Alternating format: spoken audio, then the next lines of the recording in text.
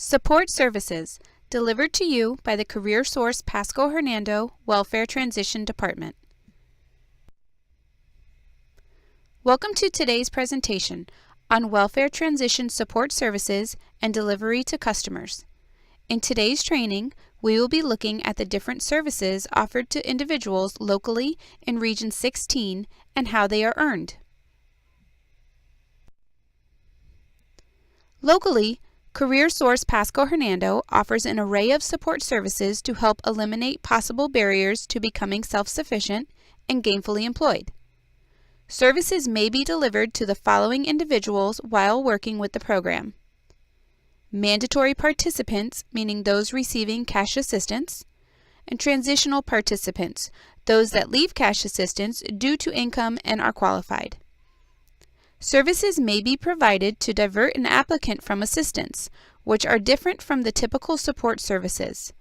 These services may be upfront diversion or relocation.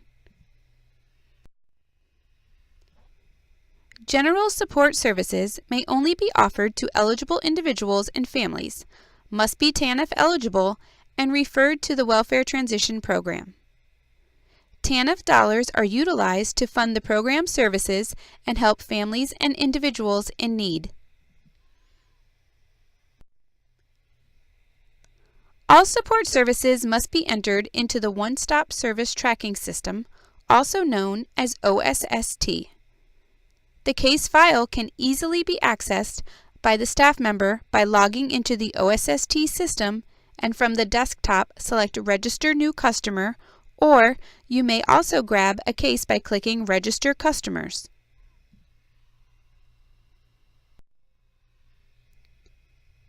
Let us talk about diversion services and what diversion services mean.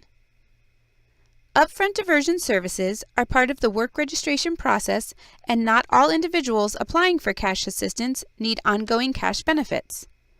They might have had an emergency occur that can be resolved with upfront diversion. During the work registration process, the applicant has an opportunity to be screened by Career Source Pasco Hernando staff members to assess the applicant's needs and determine if the individual is suitable for the diversion. When screening the individual for a diversion service, the individual must be an applicant for TANF-funded cash assistance. The individual should have filed an application with the Department of Children and Families. The application should be active, and the individual must be potentially eligible for cash assistance and TANF eligible.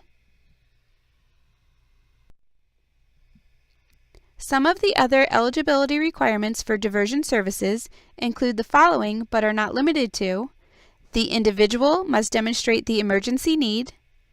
He or she must also demonstrate that meeting the emergency need will lead to ongoing income by getting and keeping a job.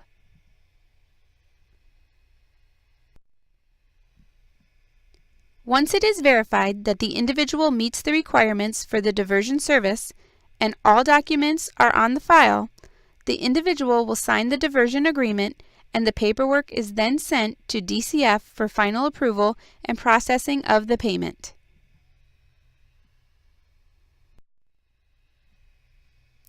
With diversion services, just like any other service, it must be documented into the OSST system, and the data entry into the system is easy. The service is entered into the skill development screen under Services with the begin date and the date you first met with the customer.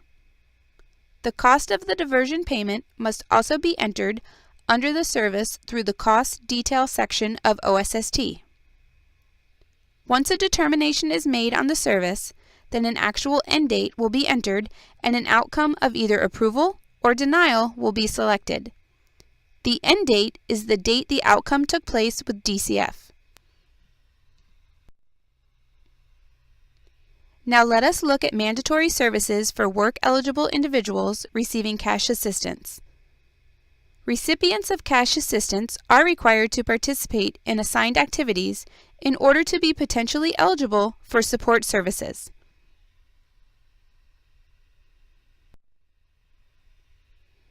Mandatory individuals, also known as recipients, must be TANF eligible.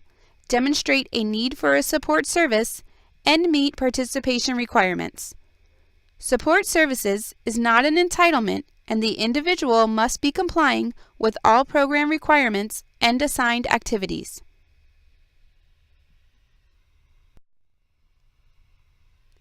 All mandatory support services are documented in the OSST system on the skill development page and must be tracked with cost value for each service issued with a monetary value.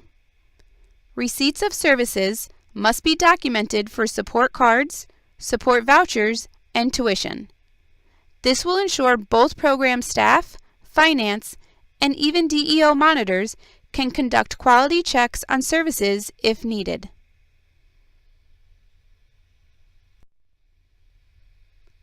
Each customer is provided with a support service budget for the program year beginning July 1st, and it will run through the program year ending June 30th.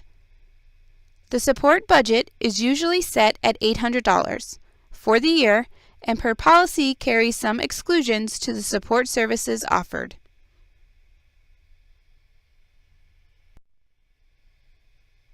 Some of the support services are identified in the OSST system through benchmarks. Our local SOP displays the benchmarks for staff and provides additional guidance for services.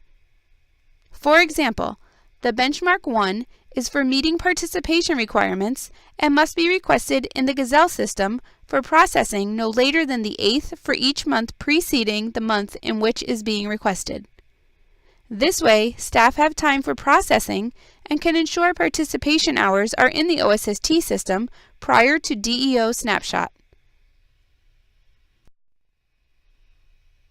Auto repair may be offered to customers that meet certain criteria while on the program. The age of the car is one factor in determining eligibility, and if the vehicle is less than 15 years old, and the individual may qualify for the services if other factors are met.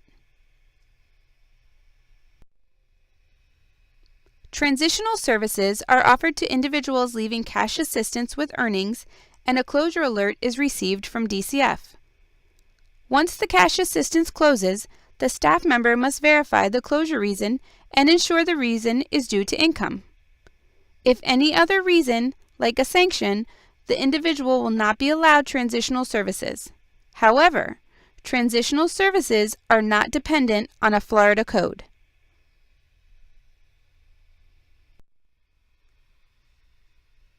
When transitional services are offered to an employed individual, the staff member will ensure that the income level is below 200%. The definition of family is also met. This will ensure state and federal regulations are being followed and only individuals meeting the criteria are receiving the benefit.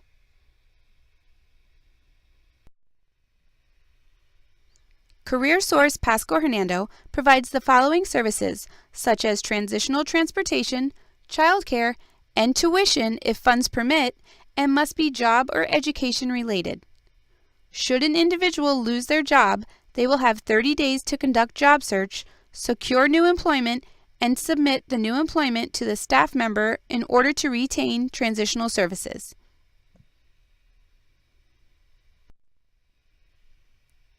Transitional education and training are for those that are employed and seeking a skills upgrade in their current occupation or seeking and preparing for a new career.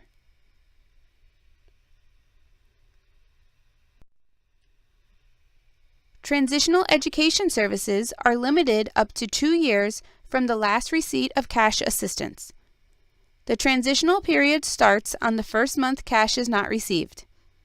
The individual must remain in communication with the staff member, submit verification of continued employment at least once every 3 months, and meet income guidelines set federally.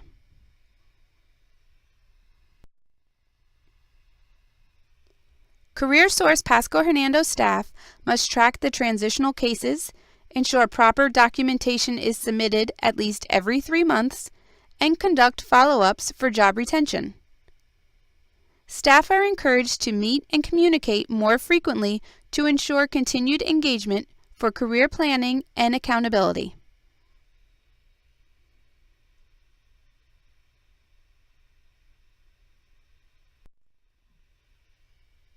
Transitional services issued must be accompanied by proof of employment and secured in the case record in order to be given to the individual.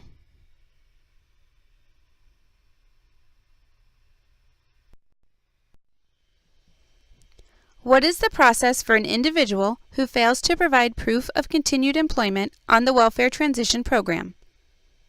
The staff member would attempt to contact the individual in an attempt to secure proof. If unable, then the staff member will send a termination letter to the local coalition, the individual, and retain a copy for the file.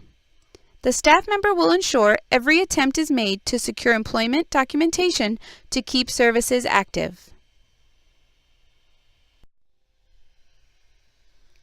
Florida statutes requires participants to be notified of the ability and process to receive transitional services from the Welfare Transition Program.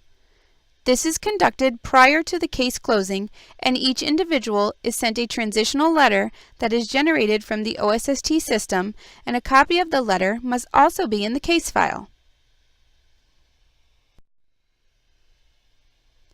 CareerSource Pasco Hernando always accounts for all support services, especially those that have a monetary value like instant issue and reloadable cards, books, tuition, and even tools. Vouchers and referrals, along with receipts and appropriate signatures, are retained in the case file for needed reference and tracking purposes.